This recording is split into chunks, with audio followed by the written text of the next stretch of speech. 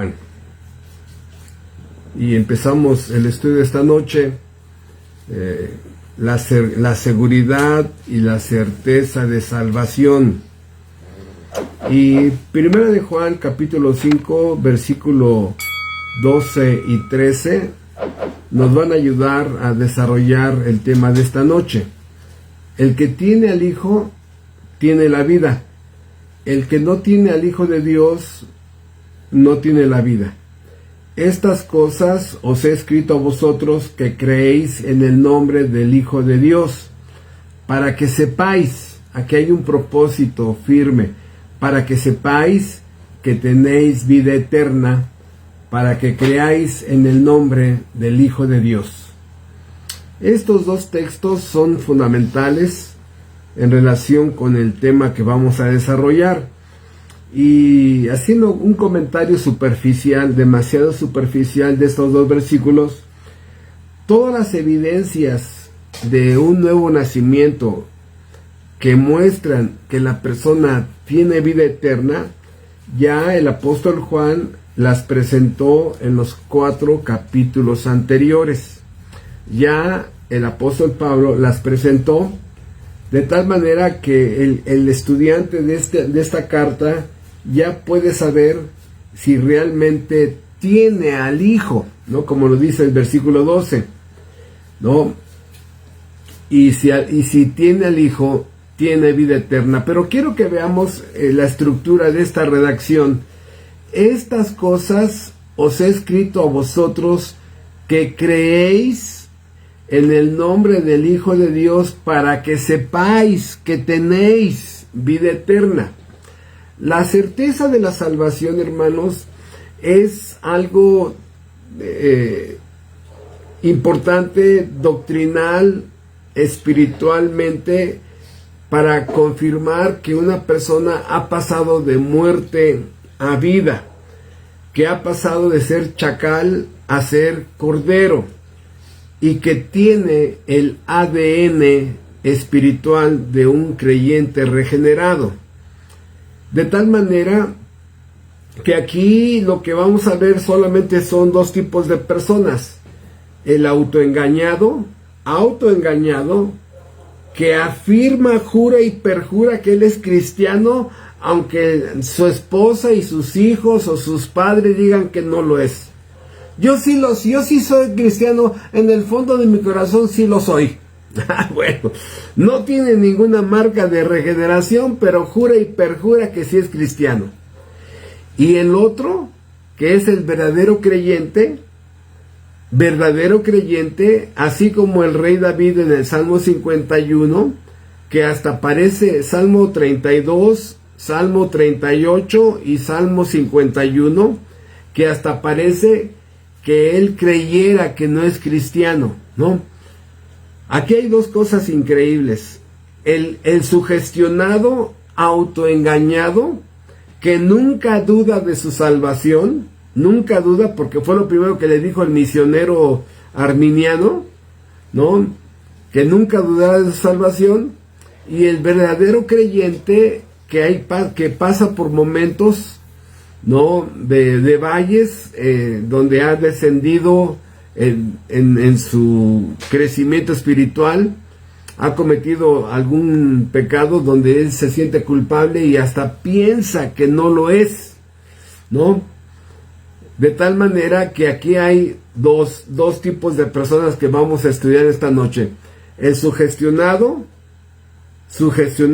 autoengañado, que afirma que sí lo es, y el creyente verdadero, que se conoce tanto a sí mismo que sabe que hay un antes y un después, y en medio de su historia personal está la cruz de Calvario. El tema aquí no es la fe salvadora, sino es la seguridad de una fe infalible, que esta seguridad surge de la fe salvadora. Por eso este libro exclusivo para confirmar tu ADN espiritual es Primera de Juan. Primera de Juan es un libro que vamos a recurrir un poco hoy para poder ver que Primera de Juan nos dice en una frase: el que es nacido de Dios, tal cosa. El que es nacido de Dios, tal cosa. Por eso, hermanos, voy a hacer un comentario tratando de ilustrar esta gran verdad. Hace muchos años una mujer le dijo a Vicente Fernández que el hijo de ella era hijo de él. De tal manera que este señor reconoció que había tenido una aventura con esta mujer y después le dio el apellido a este muchacho, a este niño, ¿no? Y este niño creció como si fuera el hijo de Vicente Fernández. Al parecer, llegó un momento donde los hijos quisieron poner en orden la vida de su papá respecto a la futura herencia. Todavía estaba vivo Vicente Fernández, y en ese momento se les ocurrió decir: bueno, y este muchacho que mi papá reconoció como su hijo, ¿qué hacemos? Y para reconfirmar que este muchacho era hijo de Vicente Fernández, dijeron: bueno, pues vamos a hacerle la prueba del ADN. De tal manera que este muchacho ya empezaba a surgir como el hijo de Vicente Fernández y tenía una voz que se le parecía, etcétera, etcétera. Bueno, en la prueba del ADN demostró que no era hijo de él, de tal manera que fue excluido de la herencia, fue excluido como alguien que iba a ser beneficiado por ser hijo de Vicente Fernández al momento de morir el señor Vicente Fernández. Entonces, ¿qué es lo que estoy diciendo? Lo que estoy diciendo es que el sugestionado, el evangélico nominal, o sea, uso estos dos términos para describir a un engañado: evangélico nominal. Nominal que es de nombre, no, solamente es un cristiano nominal. Dice ser cristiano, pero no tiene marcas de regeneración. Este tipo de personas, en algún momento Dios les va a mostrar que no tienen marcas de regeneración. Y aquí, hermanos, vamos a encontrar sorpresas terribles, porque hay muchos pastores que no tienen marcas de regeneración, muchas esposas de pastor que no tienen marcas de regeneración, muchos hijos de pastor que no tienen marcas de regeneración, ancianos que tampoco tienen marcas de regeneración, misioneros, diáconos, predicadores, evangelistas, que no tienen marcas de regeneración. Y muchas veces los pastores, ya con cierto discernimiento, se empiezan a dar cuenta que su esposa, sus hijos, familiares, seres amados, son evangélicos nominales, pero no tienen marcas de regeneración. Hay momentos en que son confrontados con situaciones donde en lugar de salir el fruto del Espíritu, le sale la peor versión de su carne. Por eso el cristiano verdadero, muchas veces los momentos adversos, le sale la mejor versión de su nuevo hombre, y esto va confirmando y confirmando y confirmando a sí mismo que el cristiano sí tiene marcas de regeneración. Y a través de los versículos que vamos a ver hoy, vamos a confirmar que Dios manda, en varios textos, que Dios manda que busquemos esa certeza de la salvación. ¿Sí? ¿Por qué, hermanos? Porque qué fuerte es un creyente que está completamente convencido de que es regenerado. ¿Qué peligro representa para las tinieblas un creyente que está convencido que sí es cristiano verdadero? Sí, por eso las fuerzas del mal, los demonios, la oscuridad, tratan de hacerlo dudar de que esté deshojando la margarita. Sí soy, no soy, sí soy, no soy. Ay, es que no lo sé, ¿no? Y ese tipo de personas entre comillas, cristianos, que sí son cristianos, se vuelven infructuosos, poco productivos, poco eficientes, porque no han crecido en la certeza de la salvación. Siguen dudando, a veces como cristianos verdaderos, a veces pueden caer en algún pecado y ahí se quedan completamente latigueándose, flagelándose, ¿no? Porque el demonio va a procurar apagar esa convicción, certeza de salvación. Así es lo que le llega a pasar a muchas personas que van a la iglesia. Por eso, el que un creyente sepa que fuimos chacales, y que ahora yo soy un ex chacal, ya con un corazón de cordero, en medio de chacales, ¿sí? Y me doy cuenta que mi nueva naturaleza de cordero me impide comportarme como chacal. Y los demás chacales dicen, échate una, no, fúmate uno, no, mira esa muchacha, no, vamos al antro, no, oye, es que tú eres chacal. Ahora, la nueva naturaleza que me fue conferida en el nuevo nacimiento es una naturaleza que se inclina hacia el bien. Por eso puedes estar en medio de chacales, pero comportarte como una oveja. Y tu vida nueva testifica. Porque lo que antes tú y yo antes amábamos, hermano, ya no. ¿Sí? Por eso, estas marcas distintivas hacen que un evangélico nominal que dice que es oveja se comporte como chacal, donde nadie lo conoce y donde nadie lo ve. Ese es el problema, hermanos, que hay un momento en que el evangélico nominal no tiene marcas de regeneración, a diferencias del creyente verdadero.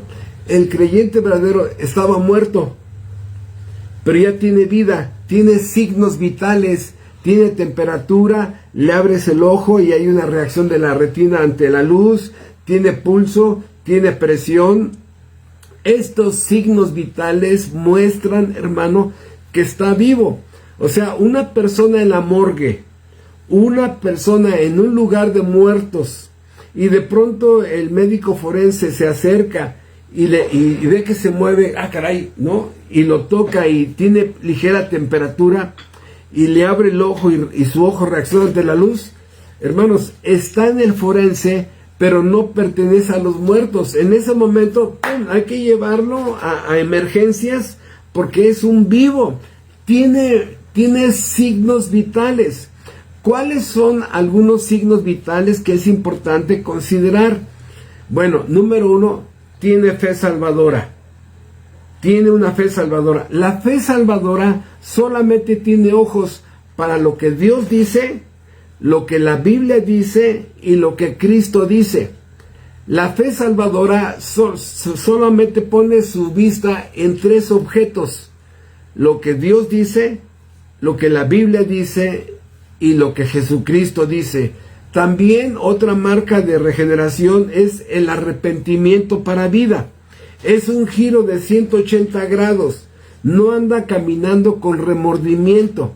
Es un giro de 180 grados, ¿verdad? Donde se le da la espalda a su vana manera de vivir, le da la espalda a sus amigochos, le da la espalda a diversiones mundanas, le da la espalda al pecado y se vuelve a Dios.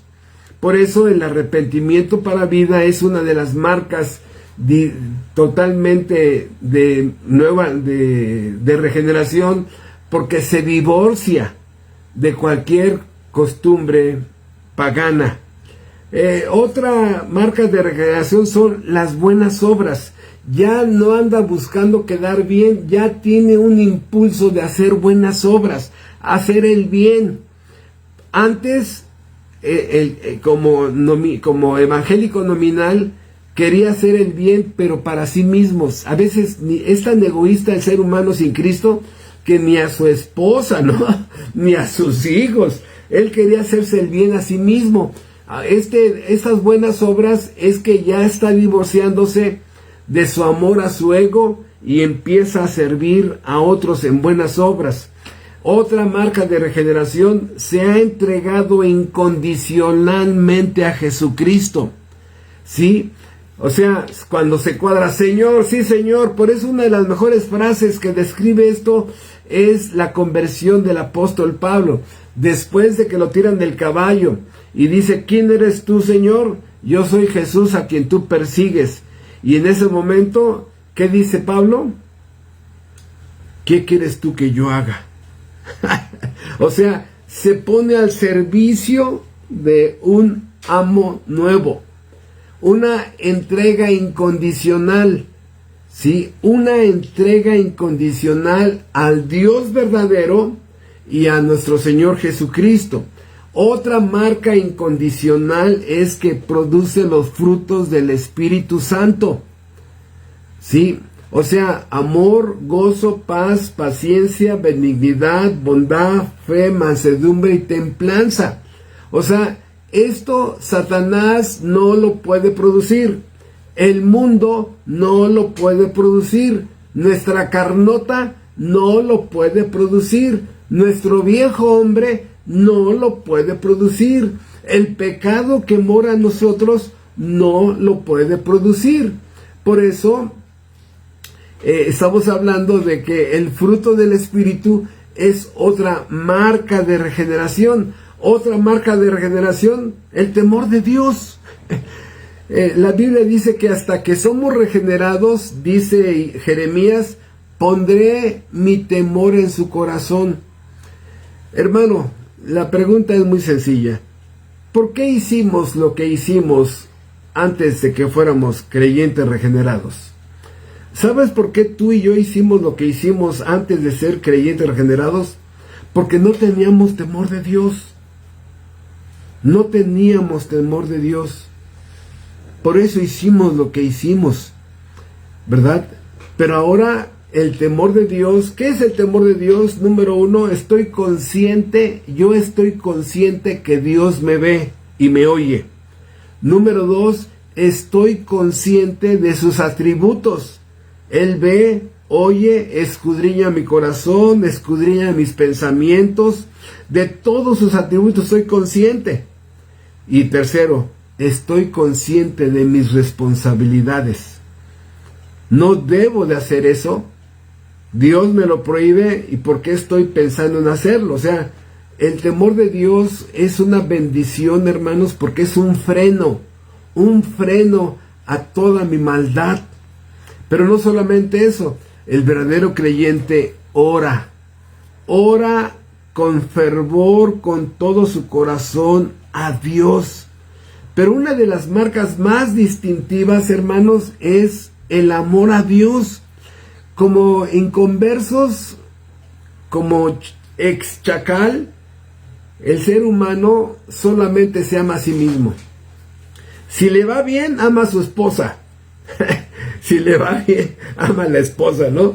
O sea, y si le va bien a sus hijos, los ama a ellos. Pero, hermanos, el ser humano sin Cristo es ególatra, egocéntrico, egomaníaco, egoísta, yo, ¿no? Y así, para cubrir las cosas, pues, sí, 80% para mí, 20% para mi esposa. 80% para mí de esto, y 10% para mi esposa, y 10% para mis hijos, ¿no? Pero, hermanos, ahora su amor es a Dios. Hay una disposición total de amor a Dios. Hay una disposición total de amor al prójimo. Y hermanos, la mejor manifestación de amor al prójimo es llevarle el evangelio. Olvídense eso de llevar tamales ahí al hospital. O sea, esa es una práctica que ya se ha multiplicado en miles de grupos. Nosotros nunca hemos llevado un tamal, una torta a ningún lugar de los hospitales, la gente ni siquiera tiene hambre de la preocupación de sus familiares, ¿no? No, hermanos, la forma más alta y sublime de amar al prójimo es llévales el Evangelio. Porque con el Evangelio quieres que sean perdonados, salvados y que tengan una vida de santidad que los va a hacer felices. Por eso, el amor a Dios, el amor al prójimo, esto es antihumano caído. Pero no solamente eso, hay una verdadera adoración al Dios verdadero. Adora con todo su corazón, le rinde pleitesía, le da un respeto. Por primera vez empieza a respetar a Dios como jamás en su vida lo había hecho. Hay un respeto reverente por lo que Dios es y por lo que Dios hace. Está asombrado, impactado de ir conociendo los atributos de Dios, lo que Dios es, lo que Dios hace, por qué hace lo que hace, por qué no hace lo que hace, y cae de rodillas, ¿verdad? Adorando a ese Dios. Tú eres Dios, no hay otro. Hay una adoración increíble al Dios verdadero. O sea, y te das cuenta que nunca vamos a poder terminar de conocerlo. Empiezas a conocerlo y hay una necesidad de conocer más sus atributos, ¿no? Hermanos, les hemos comentado a ustedes varias veces que en nuestra iglesia nos pasó eso. Empezamos a estudiar los atributos y le tuve que parar a los 2 años y medio. Fueron 2 años y medio de cada domingo, más de 130 sermones de estudiar los atributos de Dios, 22 estudios de la soberanía de Dios, 17 sermones de la santidad. O sea, y me quedé corto, hermanos. La vida no me alcanza para estudiar los atributos de Dios. Te impactan, te asombran, te dejan maravillado de conocer a alguien perfecto. Pero no solamente eso, hermanos.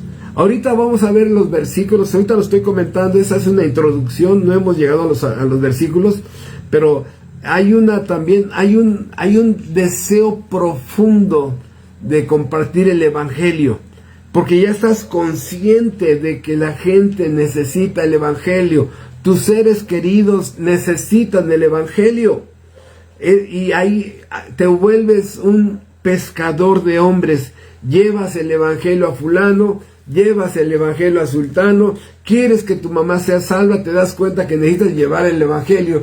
Quieres que tus hijos sean salvos, los empiezas a llevar a la iglesia. Quieres que tu esposa sea salva, la persuades a que vaya a la iglesia. Ese recién convertido se vuelve un evangelista de forma natural, ¿no? Empieza a haber un crecimiento en la santidad porque pasamos de moscas a abejas. Ya no nos posamos en la basura, ahora la abeja se empieza a posar en las flores y nos empezamos a divorciar de nuestra vana manera de vivir y empezamos a crecer en una vida recta. Aquí es importante que tengamos presente esta gran verdad. Todos nacemos con el nuevo nacimiento, o sea, es necesario nacer de nuevo, dijo Cristo, y nacemos como bebés, ¿sí? Espiritualmente como bebés. Los bebés ensucian el pañal, hermanos. ¿Sí? O sea, ¿a qué me refiero?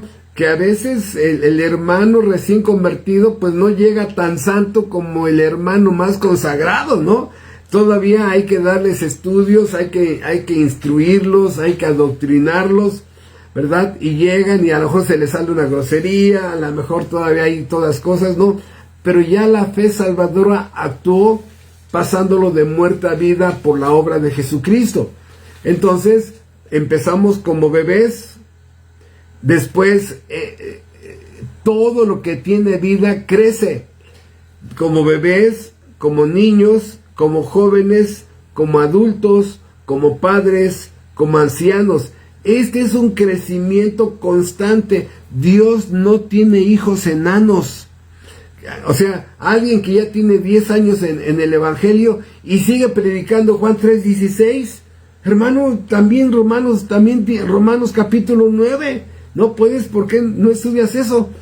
Entonces, hay personas que te das cuenta que su entendimiento es muy bajo, que no comprenden algunos textos y no crecen doctrinalmente.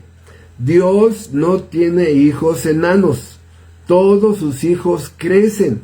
Por eso esta persona empieza a crecer bíblicamente, espiritualmente, empieza a crecer en los frutos del Espíritu, empieza a crecer en tener victoria sobre muchos hábitos pecaminosos, hábitos mundanos.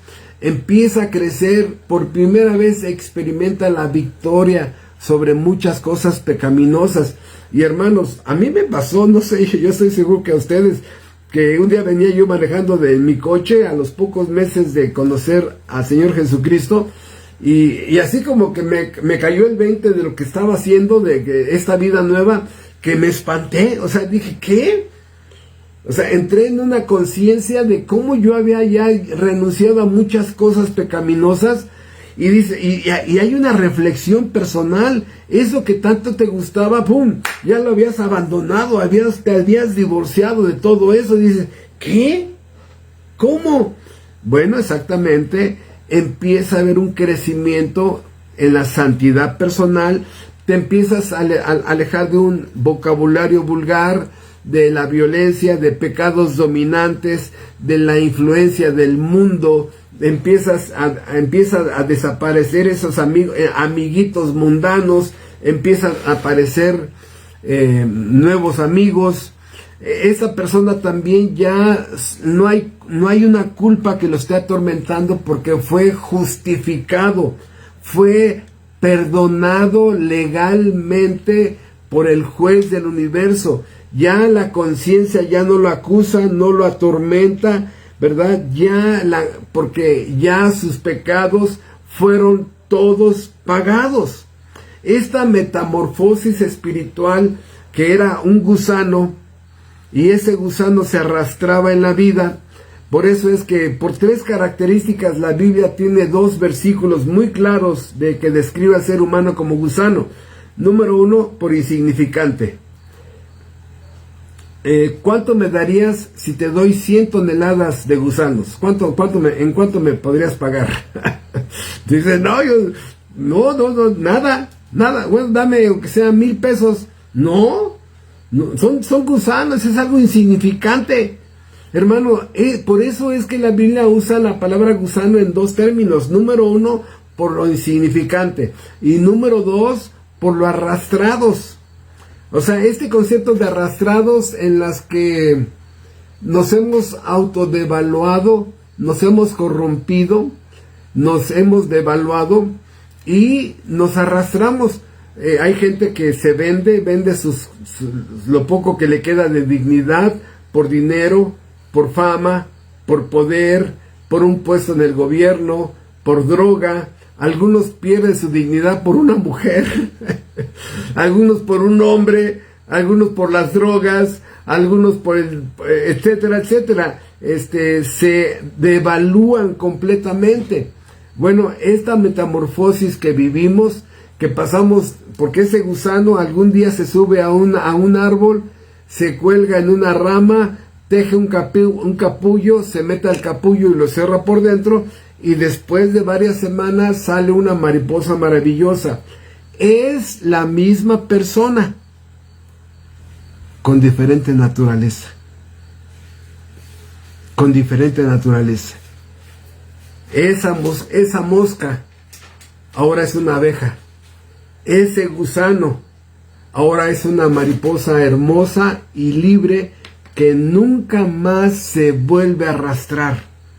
Por eso esta metamorfosis espiritual nos da la confirmación de que ahora esa ex mosca, que hoy es ahora una abeja, dice, ya no soy mosca. No. Oye, es que te pareces mucho, pues me pareceré, pero ya no. Ahora mi naturaleza es nueva.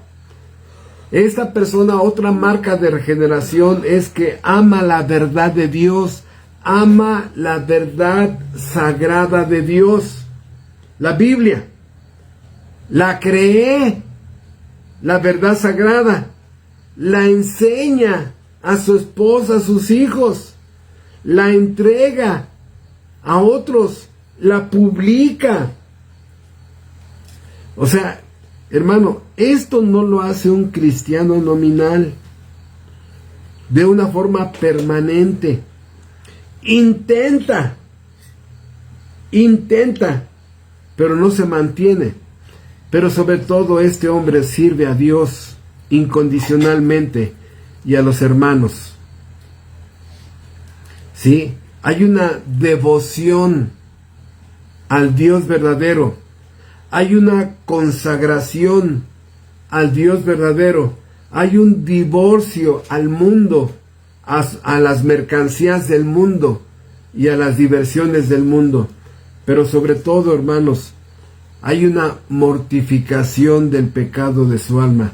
Está haciendo morir, está matando al no alimentar a su pecado que lo controlaba. Por eso, esta seguridad es posible. Es posible porque un cristiano que está seguro de su salvación, hermanos, ustedes díganme quién lo va a parar. Nadie. Esos son los cristianos del Coliseo que prefirieron morirse antes de traicionar a su Señor. Esos son los cristianos que vivieron en las catacumbas en Roma. Esos son los cristianos que prefirieron ser quemados. Quemados, hermanos. Yo creo que hace como 20 años vinieron los instrumentos de tortura, los originales, porque han sacado muchas copias. Y la verdad, de aquí desde Irapuato fui allá a un museo de la Ciudad de México a verlos. Y te imaginas a los cristianos ahí de veras firmando con su sangre y con su dolor su fe salvadora. Y todavía algunos que se ven muy viejos todavía conservan manchas ya rojas, muy decoloradas, de que hubo sangre de gente que firmó con sangre y con dolor la confesión de su fe. Esta prueba de vida, estas marcas de regeneración, estas pruebas de ADN o DNA, solamente la puede producir un verdadero creyente. Por eso la Biblia afirma la realidad de que los verdaderos creyentes pueden tener seguridad en esta vida de que son creyentes verdaderos. O sea, Juan 8:44 dice: vosotros sois de vuestro padre el diablo, y los deseos de vuestro padre queréis hacer. Él ha sido homicida desde el principio. Cuando habla mentira, de suyo habla, porque es mentiroso y padre de mentira. Así dice el versículo. Bueno, ¿ustedes han visto esos hijos que son igualitos a su papá? Igualitos, tienen la misma nariz, tienen los mismos ojos, las mismas pestañas, el mismo dibujo de cejas, la misma forma del rostro de su mamá o de su papá. Y tú dices, no me digas, tu papá es fulano. ¿Cómo lo supo? No, dices, ya hasta habla igual. Bueno, hermanos, ¿a qué me refiero? Éramos hijos del diablo. Y muchas veces decíamos, yo soy hijo de Dios. Y yo muchas veces les decía, pues no te pareces a tu papá. Dices, soy hijo de Dios. No te pareces a tu papá, mano. ¿No? Hermanos, el creyente verdadero sabe perdonar, sabe servir, sabe amar, sabe humillarse, sabe caminar en humildad. Por eso, vámonos a las evidencias bíblicas. Ahorita simplemente fue una introducción. Vámonos a las evidencias bíblicas. Sí, vamos a empezar. Dejen una marca ahí en Primera de Juan. Vamos a Romanos, capítulo 8. Y dice Romanos 8. Dice 8:16. El Espíritu mismo da testimonio a nuestro espíritu de que somos hijos de Dios. O sea, a un creyente verdadero, el Espíritu Santo le está confirmando, escuchen, su relación filial con su Padre Celestial. Como si Dios dijera, yo te engendré, tú tienes mi ADN, ¿sí? Ahora crece para que cada vez te parezcas más a mí.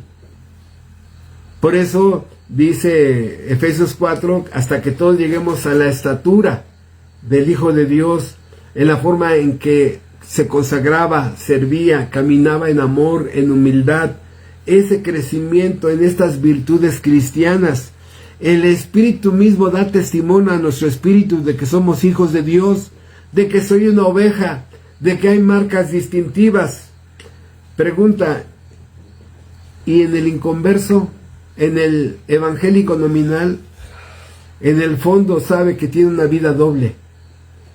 Que en la iglesia pone cara del santo, ¿no? Y entre semana anda como el Blue Demon o el Mil Máscaras, ¿no? Esos luchadores de hace 30, 40 años. Pero no, o sea, en la iglesia es el santo, ¿no? O había otro luchador, el Mascarita Sagrada, ¿no? El Mascarita Sagrada, pero en el trabajo le dicen el Blue Demon, ¿no? El demonio azul, o sea, porque no, anda acosando a las mujeres, alburero, parrandero, fumador, vulgar, tranza, abusivo, gandalla, o sea, dice, no. Por eso, esta persona nunca le ha hablado el Espíritu y decirle, tú eres hijo de Dios. Dice Primera de Juan, capítulo 2, Primera de Juan, capítulo 2, por eso, si tuviéramos nada más Romanos 8:16, con eso es suficiente, hermanos. Pero no, la Biblia está llena de textos, ¿no? Primera de Juan, capítulo 2, versículo 3, y en esto sabemos, ven ustedes la afirmación, sabemos, no habla de términos de posibilidad, puede que, chance, a lo mejor, posiblemente, no, y en esto sabemos que nosotros le conocemos si guardamos sus mandamientos. Hermanos, ¿quieres confirmar a una persona que es evangélico nominal? Pregúntale los mandamientos, ¿sí? Te va a hablar de cantos, de coritos, de testimonios. A ver, hermano, dime los 10 mandamientos del 10 al 1. ¿No? O sea, y le va a dar la chiripiolca, porque en ese momento, pues, escuchen, ¿cuál es el problema de los 10 mandamientos? Si la persona no conoce los 10 mandamientos, no sabe cómo obedecer a Dios. Si no sabe lo fundamental, hermanos, ¿cómo sabe que está bien o está mal si no conoce la voluntad de Dios a través de los 10 mandamientos?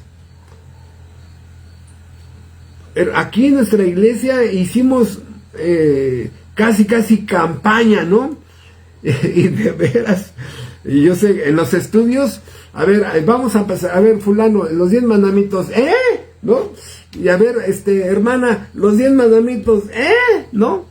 Y de verdad, o sea, ustedes cuando vean a mi esposa, pregúntenle los 10 mandamientos. A las esposas de los pastores, pregúntenle los 10 mandamientos. A los hijos de los pastores, pregúntenle a los 10 mandamientos, ¿no? A ver, nada de que buenos días, ¿no? A ver, mandamiento número 3, De verdad, hermano, o sea, es un buen ejercicio. ¿Sabes cuándo se le van a olvidar? Sí, a ver, la contraseña, ¿cuál contraseña? Los 10 mandamientos, ¿qué? No se pongan en ese plan. Bueno, si los has memorizado, ¿cuál es el problema? Hermanos, hay pastores que ni los pastores conocen los 10 mandamientos. O sea, me acuerdo de una mujer que tenía un negocio de paletas acá en Irapuato, y un día le dije, los 10 mandamientos, y me dice, ay, pastor, ni usted se lo sabe. Le digo, no estamos hablando de mí, dime los 10 mandamientos. Es que usted ni se lo sabe, yo ahorita te los digo, dímelos tú. O sea, hermanos, esto es por eso, y en esto sabemos que le conocemos si guardamos sus mandamientos. Una persona que dice que va a la iglesia, que tiene 5 o 10 años de ir a la iglesia y no conoce los mandamientos, la pregunta es, ¿cómo fue salva? Si el segundo punto del Evangelio no sabe cómo delinquió contra Dios. Primera de Juan 2:29, otro texto del ADN, ¿no? Dice, si sabéis que Él es justo, sabed también que todo aquel que hace justicia es nacido de Dios. Esta frase es maravillosa porque nos confirma que es nacido de Dios. Dios lo parió. Vive en un estado de gracia. Ha sido bendecido con la bendición más grande del universo. Y ha sido sacado de la peor estado de maldición y trasladado al estado de bendición y estado de gracia más grande del universo. Es nacido de Dios, como si hubiera sido parido por Dios. Y Dios sabe a qué hombres y a qué mujeres ha parido a través del nuevo nacimiento. Por eso, ¿a qué significa que hace justicia? Bueno, hermanos, vean así rápidamente. Si una persona comete un delito, lo llevan ante el juez. El juez va a ver el delito. A ver, ¿qué delito cometió? Robó. Y en ese momento, hermanos, el juez va a voltear a ver la ley. ¿Qué dice la ley? Que el robo que este señor ocasionó es castigado con 5 años de cárcel. Entonces, en ese momento, aplica la justicia y se va 4 años a la cárcel. ¿Qué es lo que quiero decir? Que hace justicia. O sea, él ve la oportunidad de transgredir la ley. Él sabe que la ley le va a aplicar castigo y dice, no lo hago. No, primero por amor a Dios y segundo porque tampoco quiero meterme en problemas con la ley.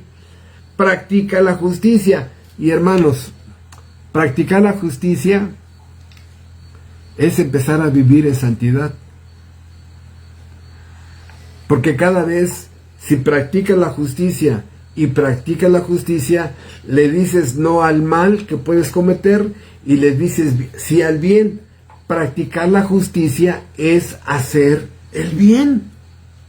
Y eso significa crecer en justicia. El inconverso no. El que no tranza no avanza. O sea, entre más gandalla, más inteligente soy, según, ¿no? El inconverso. Primera de Juan 3:9. Todo el que es nacido de Dios, o sea, regenerado, parido por la gracia, no practica el pecado. O sea, si tú le dices a una persona, oye, ¿tú estudias piano? Sí, lo practico 3 veces a la semana. Ah, ok. Sí, le crees, ¿no? Le crees que es un pianista que está estudiando. Hermanos, si alguno de ustedes tiene un hábito que lo practica, ¿no? Bueno, es que yo veo pornografía los sábados. Bueno, entonces ya estamos hablando de que hay una práctica de cada sábado. Bueno, yo me echo unas frías, hasta quedar así, medias tintas, los domingos. Ah, es una práctica, ¿no? Bueno, yo odio, envidio, codicio, ¿no? Cuidado, hermanos. El problema no es caer en un hábito pecaminoso, el problema es practicarlo. Aquí es muy clara, el que es nacido de Dios no practica el pecado. O sea, desgraciadamente, por vivir en medio de un cuerpo pecaminoso, un cuerpo de muerte, el cristiano llega a caer en un pecado, pero no se queda batiéndose allí.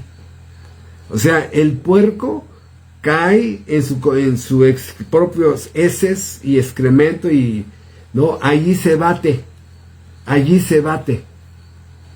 Pero un gato que cae allí no se queda atascándose en el chiquero, sale corriendo y se da la fuga y poco a poco se empieza a lavar hasta que queda otra vez limpio.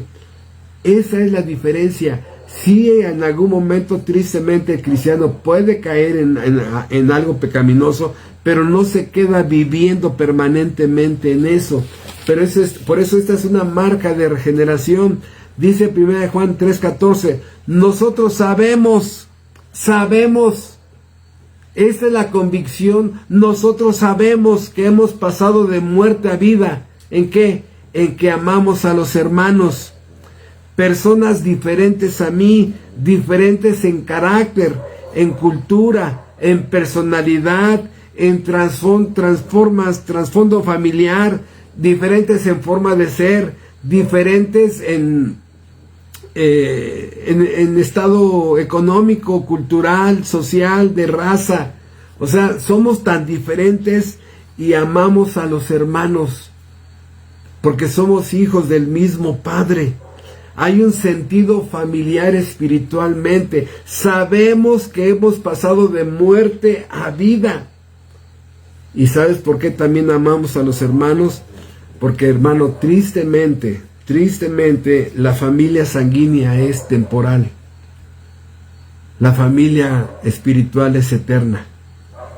Sí, amamos a nuestros familiares sanguíneos, sí, pero algún día nos separaremos de ellos para siempre, si es que no han nacido de nuevo.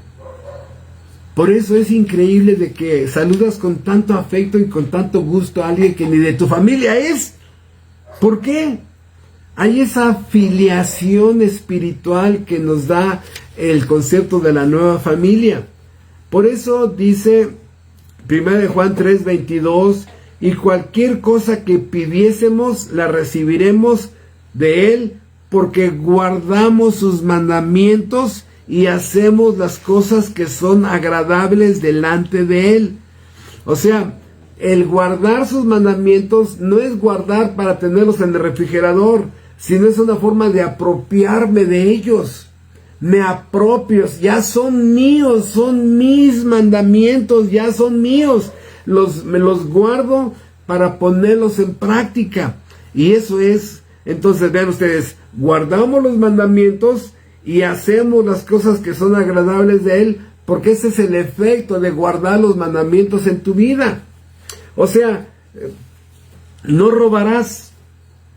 El hermano te da la confianza, te deja media hora ahí en su casa, ahí está la cartera, ahí hay cosas de valor, y tú dices, no, ¿cómo crees que voy a robar esto? No, o sea, haces las cosas que son agradables porque guardas la ley de Dios.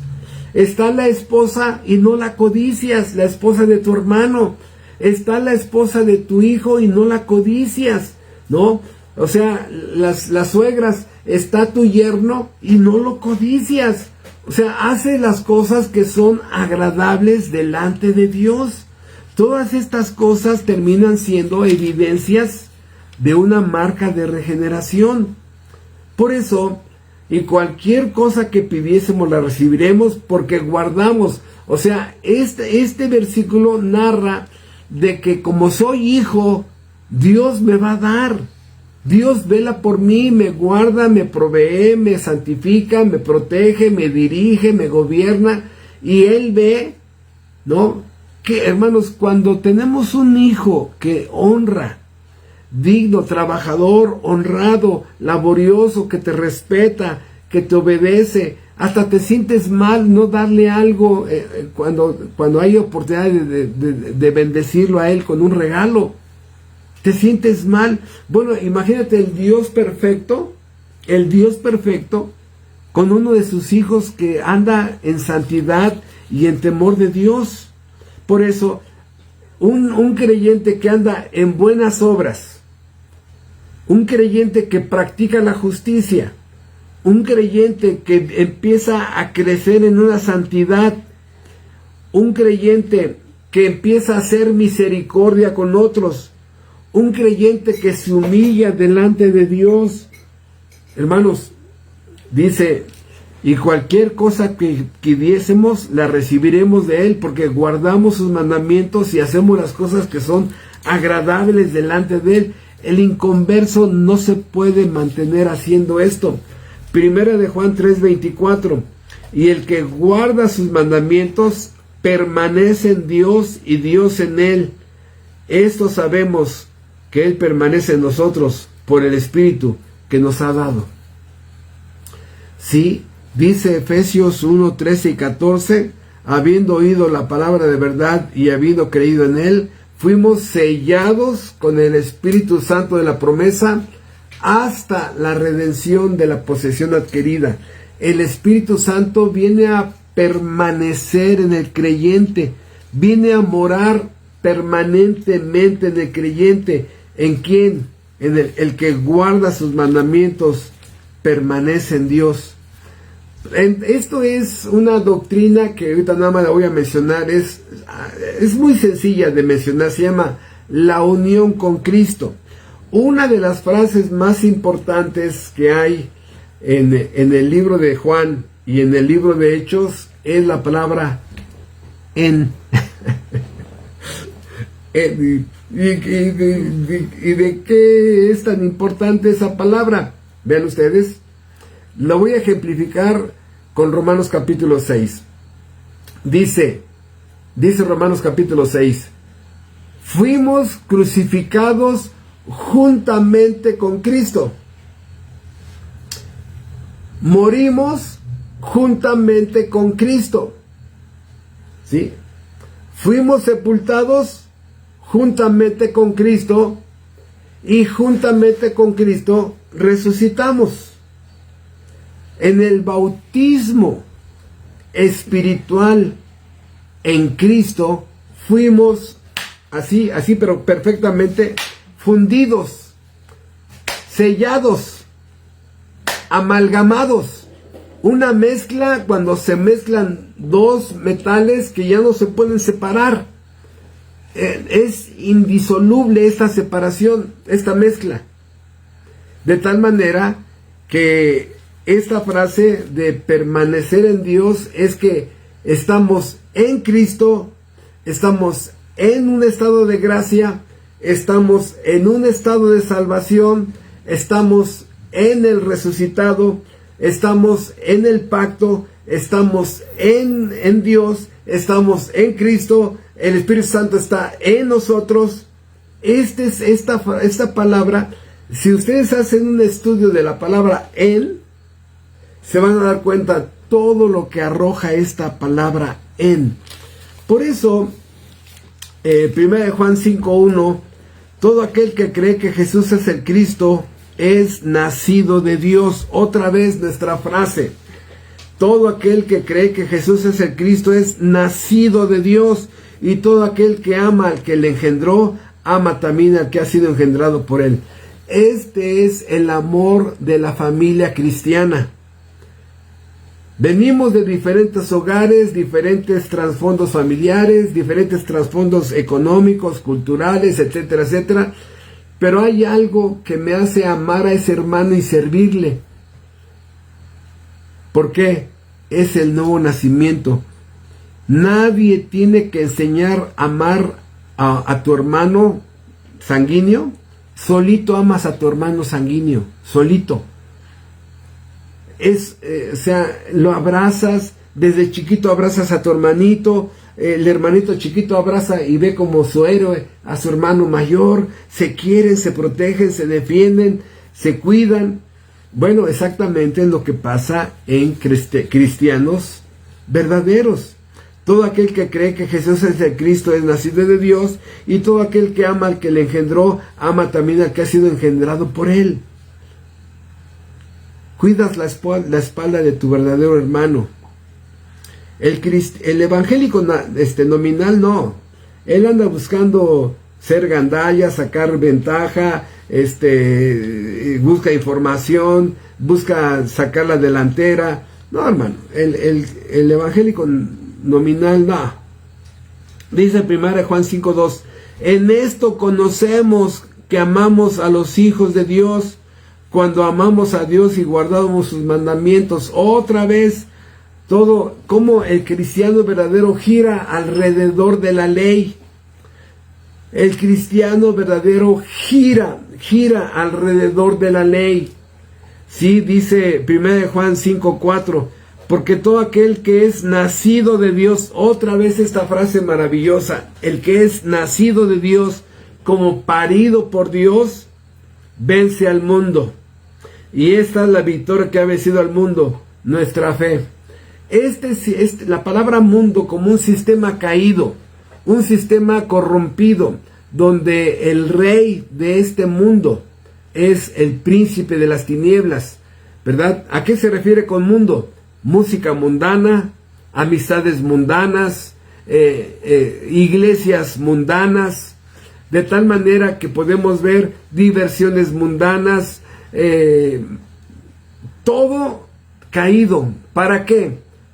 Para que te robe tu amor a Dios y empieces a amar más las cosas de este mundo, porque el amor al mundo es uno de los enemigos más grandes de la salvación. Hay gente que prefiere amar al mundo que ser salvo. Pregúntenselo a los famosos. ¿Qué? ¿Me estás diciendo que si yo voy a la iglesia y empiezo a andar con la Biblia, ¿y qué va a pasar con mis fans? Pues te van a repudiar. No. Sabes que aquí yo me quedo con el mundo. Por eso, el que ama, el que es nacido de Dios, vence al mundo.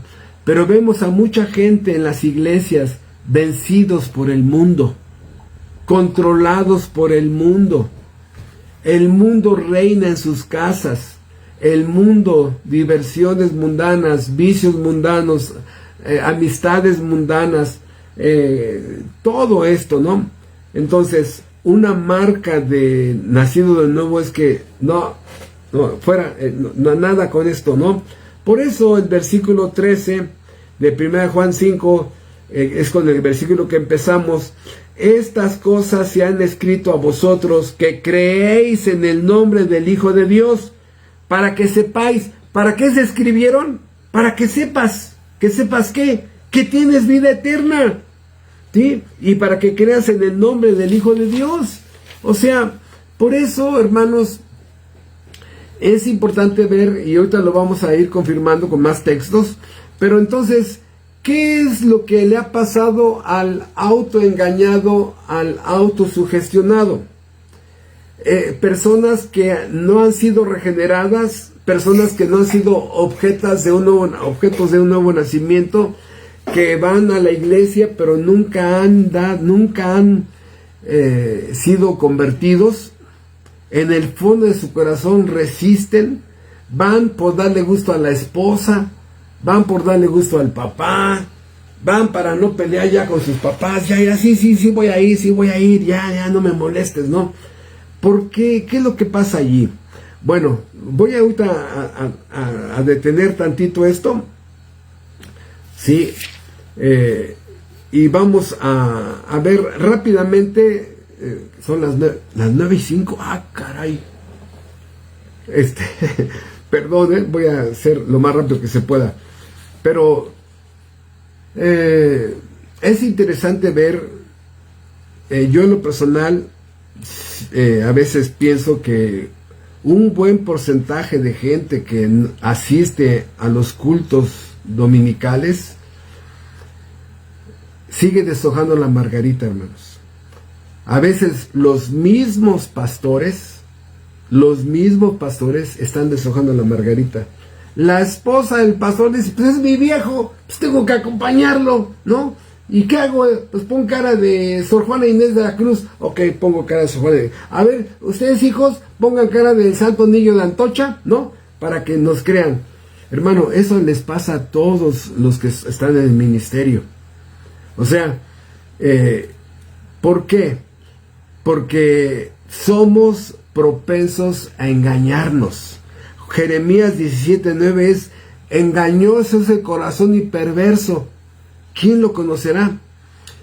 Y vean ustedes, ¿qué es lo que pasa con el sugestionado, simpatizante, calientacilla, cristiano pirata, autoengañado? ¿Qué es lo que pasa con ellos? Vean ustedes el efecto dominó. Un falso evangelio produce una falsa conversión.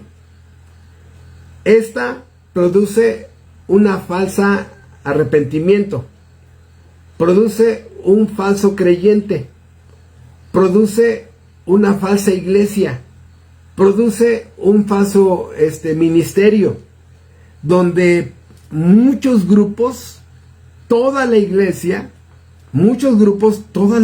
son falsos. Ustedes díganme, nada más con la iglesia católica, apostólica y romana. Ustedes díganme qué pasa con los falsos testigos de Jehová. Ustedes díganme con la iglesia de los santos de los últimos días. O sea, un falso evangelio, una falsa decisión, una falsa conversión, una falsa fe, un falso arrepentimiento, un falso cristiano, un falso bautizo, una falsa membresía, y así se va estirando. Y hermanos, todo el grupo muchas veces es inconverso. Dice Gálatas 6:3, el que se cree ser algo, no siendo nada, a sí mismo se engaña. El que se cree ser algo, no siendo nada, a sí mismo se engaña. Por eso en Lucas 18, Cristo habló del versículo 10 al 14, del fariseo y el publicano, ¿no? Como el fariseo oraba: Señor, te doy gracias, te sacaste la lotería conmigo. ¿Qué harías tú, Dios, si no hubiera sido yo el que te hubiera recibido, o yo el que se hubiera convertido? Te sacaste la lotería conmigo, Dios. O sea, más engañados, hermanos, ¿no? Por eso Cristo en Mateo 7, 21 al 23, no todo el que me dice Señor, Señor, no todo el que me dice Señor, Señor,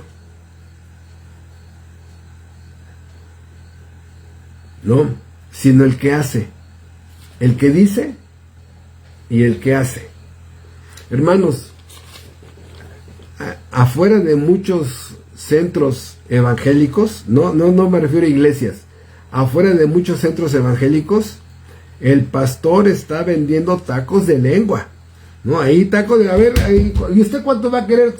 Hermano, soy el predicador. A ver, mujer, sírvele 20 tacos de lengua aquí al hermano para que predique y de sobre lengua en su falso sermón. Hermanos, eso es lo que se sirve. Por eso dice Efesios 5, del 6 al 7, nadie los engañe con palabras vanas.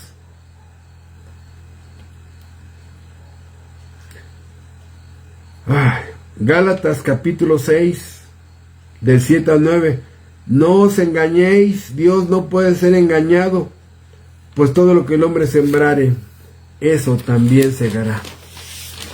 Por eso,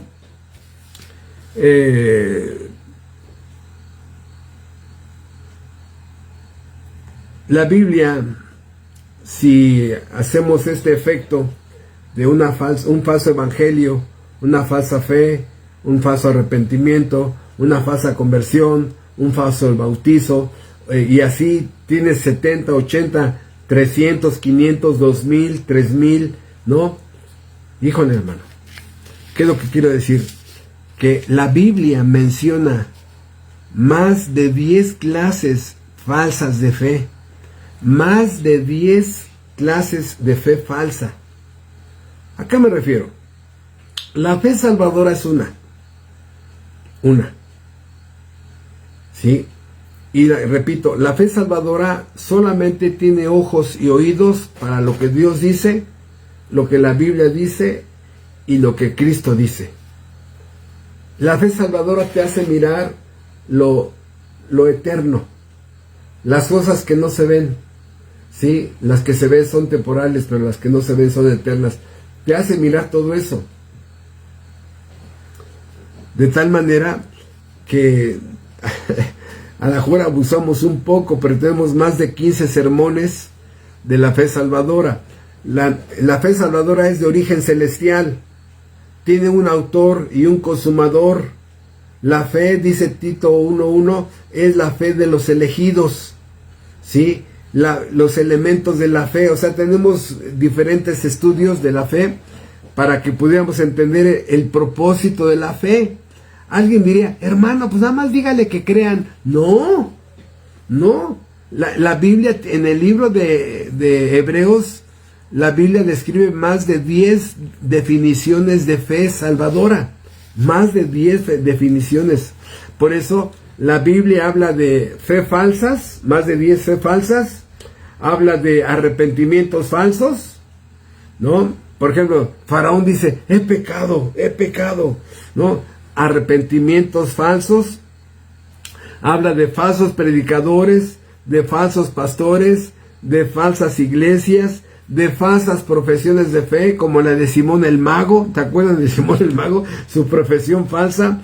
Y hermanos, lo que encontramos es grupos evangélicos que son fábricas de emociones. Si el pastor no logra fabricar emociones, siente que falló. Tú predica la palabra, vive en santidad, traza bien la palabra, ¿no? La palabra de Dios va a producir las emociones correctas en la persona. Por eso, en la Biblia hay una persona que casi es cristiano, ¿se acuerdan? Dice, casi me convences. Hermano, hay muchos casi cristianos en las iglesias. Casi te salvas, casi te perdonan, casi te escapas de la condenación, casi naces de nuevo. Y ese casi será un destino espantoso para esas personas. Por eso, ¿cómo podemos tener certeza de la salvación? ¿Soy salvo o no? ¿Cómo lo sé? Y la Biblia dice que sí se puede tener certeza de salvación. Una cosa es la salvación y otra si soy salvo. Son dos cosas diferentes. ¿Cuáles? Que Cristo murió por mí, que Él pagó a la justicia mis pecados. Y vemos en la Biblia creyentes que sí alcanzaron la certeza de la salvación, salmistas, apóstoles. Dice el autor de Cantares, yo soy de mi amado, yo soy de mi amado. Este sentido de pertenencia. Ella es mi mamá, él es mi papá, yo pertenezco a esta familia. Ese es el sentido de pertenencia que liga tu alma con el alma de Dios. Dice Job 19:25, yo sé que mi Redentor vive. Mi Redentor, otra vez el sentido de pertenencia. Hay una confianza total y absoluta. Hay una persuasión. Yo soy su hijo. Tengo marcas de regeneración. Hay un antes y un después. Sí, antes era yo una basura de persona. Ahora, por la gracia y el estado de gracia que me puso la salvación de Jesucristo, ya no soy esa persona. Estoy convencido. Estoy seguro. Yo sé que mi Redentor vive. Dice 2 Timoteo 1, un versículo 12, yo sé en quién he creído. Yo sé. O sea, al Dios veraz, al que nunca miente, al inmutable, al Dios de la santidad, yo sé en quién he creído. Dice Tomás, Señor mío y Dios mío, en Juan capítulo 20, versículo 28. Señor mío y Dios mío. Por eso, vamos a 2 Corintios. Desgraciadamente es poco el tiempo que tenemos, solamente hora y media. Pero vean ustedes, hermanos, cómo la Biblia, sí, hay varios versículos como el que voy a leer, donde la Biblia te lleva a que tú busques la certeza de tu salvación. Aquí no es de que, es que sí me gustaría, pero no. A lo mejor no lo quieres hacer porque en el fondo sabes que no lo eres y no quieres confirmar eso. Hace algunos años a una persona que se congregaba con nosotros le hablábamos y le decíamos eso, es que estábamos hablando de una situación pecaminosa en la que se había envuelto y le mostrábamos, ¿no?, por los pecados escandalosos que había vivido en su vida, y le mostrábamos que él se arrepintiera y le estábamos predicando el evangelio. Y dice, pero ¿por qué me predican eso? Yo soy cristiano. Le digo, después de lo que has hecho, ¿eres cristiano? Sí. ¿Y tantas veces que has hecho esto? Sí, sí soy. Y ese día yo sí vi en su cara una angustia así de que, sí soy, sí soy. No, o sea, fue llevado a un estado de asombro, de decir, no es posible que no sea, cuando las evidencias mostraban que era chacal. Dice 2 Corintios capítulo 13, versículo 5, 2 Corintios 13, 5. Examinaos a vosotros mismos si estáis en la fe. Probaos a vosotros mismos. ¿O no os conocéis a vosotros mismos que Jesucristo está en vosotros, a menos que estéis reprobados? ¿Qué es lo que te está pidiendo la Biblia? Dice, así como juzgas, así como juzgamos, que otros dicen, no, ese ni cristiano es. Bueno, ahora, con ese mismo juicio tan implacable con el que juzgamos a otros, ahora júzgate tú.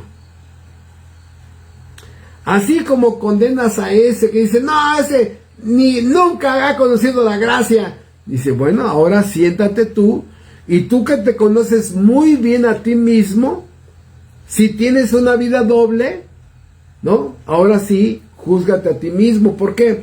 Esta palabra examinar, en griego es la palabra anacrisis, y es realizar una profunda investigación mediante tortura, interrogatorio y usar tormentos.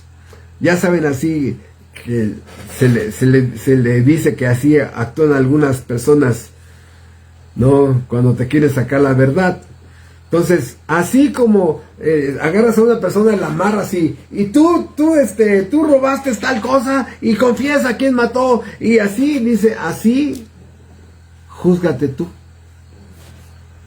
Decían por ahí que había unas personas que le lograban sacar la verdad a todos los que atormentaban, que un día hicieron confesar que un elefante era un ratoncito. ¿Verdad que tú eres ratón? Al elefante, ¿no? Y lo golpeaban. No, dice, al final dijo el elefante, sí soy un ratón. O sea, hay gente que se le pasa la mano, ¿no? A eso me refiero.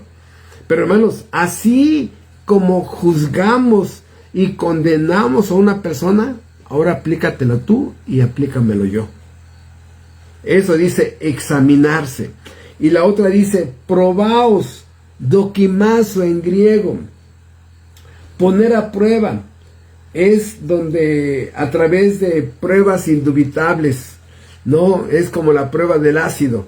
¿Eres oro o eres latón? Bueno, vamos a probarle la prueba del ácido.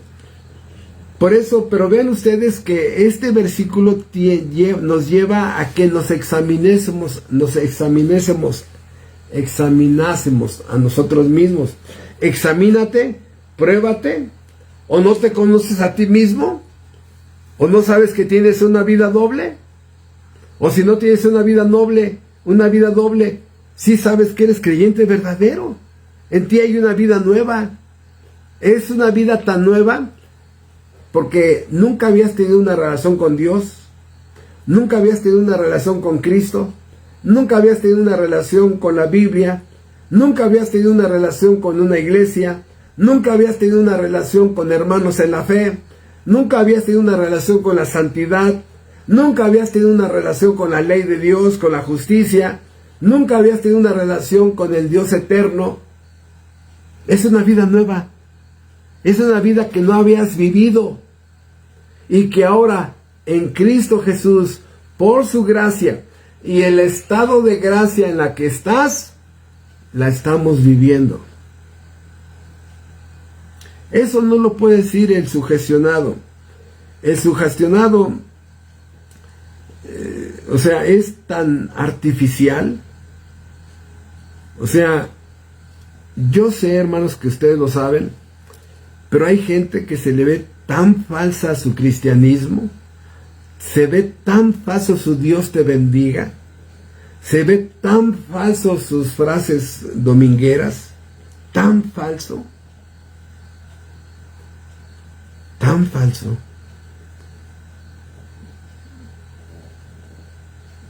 Porque lo verdadero no puede surgir de alguien, de alguien o algo que es tan falso, hermanos. Por eso examinamos. Y dice aquí, ¿o no os conocéis a vosotros mismos? Tú sabes que tienes una vida doble. Tú sabes que hay pecados dominantes que tu cónyuge o tus padres o tus hijos no los han visto. Tú sabes. ¿O no os conocéis a vosotros mismos que Jesucristo está en vosotros, a menos que estéis reprobados? ¿Te imaginas la reprobación humana? ¡Ay! Por eso, estas frases de ser regenerado, ¿no? Dice el rey David en 2 Samuel 23:5, el rey David en 2 Samuel 23:5 dice, vean, escuchen lo que dice David. Él, hablando de Dios, Él ha hecho conmigo un pacto eterno, ordenado en todas las cosas, y será guardado, aunque todavía no haga Él florecer toda mi salvación y mi deseo. David, él sabía de la relación filial que había con Dios como su Padre. Sí, por eso todos los creyentes deben de alcanzar esa seguridad. Es importante, hermanos, ¿sí? O sea, es importante que te hagas la prueba del ADN. Es importante. Habla con una persona que te diga la verdad. Oye papá, oye mamá, oye pastor, o algún hermano en la fe, oye hermano en la fe, oye hermana en la fe, una persona madura. ¿Tú sí crees que tengo marcas de regeneración? ¿No? ¿Por qué? Porque lo que acabamos de ver en 1 de Juan, esa frase, sabemos, que se repitió varias veces, conocemos, nos habla de un corazón certificado por la gracia de que sí tiene su acta de nacimiento. Y esto, hermanos, hará más fuerte tu convicción, te hará más fuerte. Podrás salir ante el mundo sabiendo que hay un Dios que te respalda, que no abandona a ninguno de sus hijos. Dice Hebreos capítulo 10, versículo 22, acercaos con corazón sincero, en plena certidumbre de fe. ¿Qué significa eso? Con una certeza de que soy cristiano, me puedo acercar a mi Padre, con una fe y una seguridad, una confianza, un reconocimiento que Él es mi Padre. Así como el hijo se acerca al padre y lo abraza de las piernas y levanta su miradita y el papá lo voltea a ver, ¿qué pasó, mi niño? No, ay papá, es que esto y esto. Y ahí empieza el papá a escuchar al hijo. En el nuevo nacimiento, hermanos, recibimos esta seguridad inicial de salvación. En el nuevo nacimiento recibimos esta seguridad inicial. Y escuchen, por medio de la fe y a través del crecimiento de bebé a niño, se va fortaleciendo esta convicción de niño a joven espiritual, bebé espiritual, niño espiritual, joven espiritual, adulto espiritual, padre espiritual, anciano espiritual. Esta convicción va creciendo. Por eso no puedes seguir siendo niño toda la vida, ¿no? O sea, no sales de enseñar Juan 3:16. ¿Cómo crees? Por eso, Hebreos capítulo 6, versículo 11, que mostremos la misma solicitud hasta el fin para plena certeza de la esperanza. En Hebreos 10:22 dice que nos acerquemos en plena certidumbre de fe. ¿Qué significa eso? De que soy cristiano y tengo y en Cristo Tengo la dignidad para acercarme a Dios como mi Padre. ¿No? Y aquí, en Hebreos 6:11, muestre la misma solicitud hasta el fin para plena certeza de la esperanza.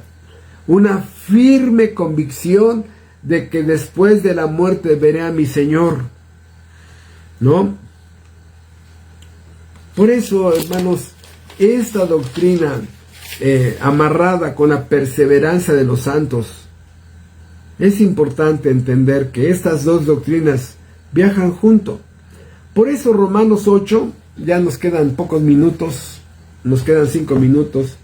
Romanos 8 nos habla de una certeza de salvación. Vean ustedes, aquí es como si el apóstol Pablo se parara en el tribunal de Dios, se parara ahí, se pusiera de pie en el tribunal de Dios, y donde ahí está Juan Pérez, que ya fue perdonado y salvado, que ya fue declarada su inocencia porque Cristo muere por él y le paga la justicia a todos sus pecados, y el apóstol Pablo se pone de pie en el tribunal y dice, versículo 31, ¿qué pues diremos a esto? Si Dios es por nosotros, ¿quién contra nosotros?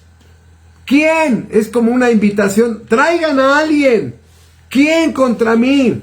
¿No? Y no para que nos volvamos así bravucones. ¿Qué? No, sino alguien que impida la consumación de tu salvación. Dice versículo 33, ¿quién acusará a los escogidos de Dios? Dios es el que justificó. Versículo 34, ¿quién es el que condenará?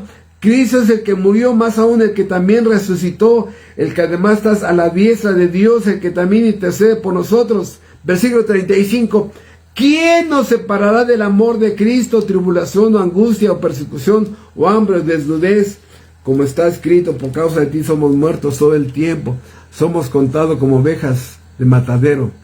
Antes, en todas estas cosas somos más que vencedores por medio de aquel que nos amó. Por lo cual, ¿qué? Estoy seguro. Por lo cual, estoy seguro, plena certeza, convicción de salvación. Estoy seguro de que ni la muerte, ni la vida, ni ángeles, ni principados, ni potestades, ni lo presente, ni lo porvenir, ni lo alto, ni lo profundo, ni ninguna otra cosa creada nos podrá separar del amor de Dios que es en Cristo Jesús, Señor nuestro.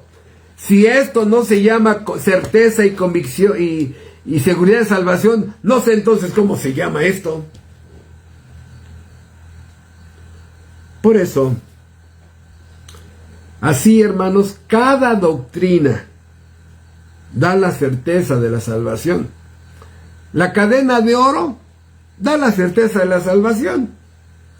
A los que antes conoció, a esos predestinó, a esos llamó, a esos justificó y a esos glorificó. Certeza de salvación. Romanos 5:1, 5:2. Justificados pues por la fe, tenemos paz para con Dios. Ya fuimos perdonados, estamos en un estado de gracia por la obra gloriosa de Jesucristo.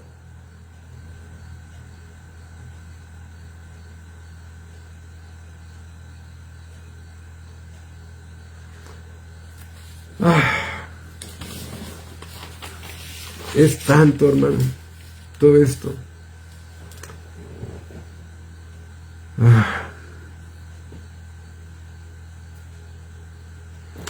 Vamos a... Es que me cuesta trabajo seleccionar un versículo, porque hay tantos. Rápidamente, esto, si a alguno le interesa abundar más, Romanos capítulo 6, la primera mitad de Romanos 6 nos muestra cómo estábamos sin Cristo. La segunda mitad de Romanos capítulo 6 nos habla de nuestro estado de gracia, salvados y perdonados. La primera mitad de Romanos 6 nos habla, dice que éramos esclavos del pecado. La segunda mitad de Romanos capítulo 6 dice, somos ahora siervos de la justicia. También Romanos capítulo 7, la primera mitad nos habla de nuestra vida sin Cristo. La segunda mitad de Romanos capítulo 7 nos habla de las luchas que tenemos estando en Cristo Jesús, donde el mismo apóstol Pablo clama, ¿no? Este cuerpo de muerte, ¿no? Líbrenme aquí, sáquenme de este cuerpo de muerte, dice el apóstol Pablo. No, ya no quiero vivir en este cuerpo de muerte. Por eso, hermanos, ya me pasé, 9:31. Pero yo espero que todo esto muestre que la doctrina de la perseverancia de los santos, más la doctrina de la certeza de la salvación, da la gloria a Dios en la salvación del verdadero creyente. La salvación no se pierde, sino todo lo contrario.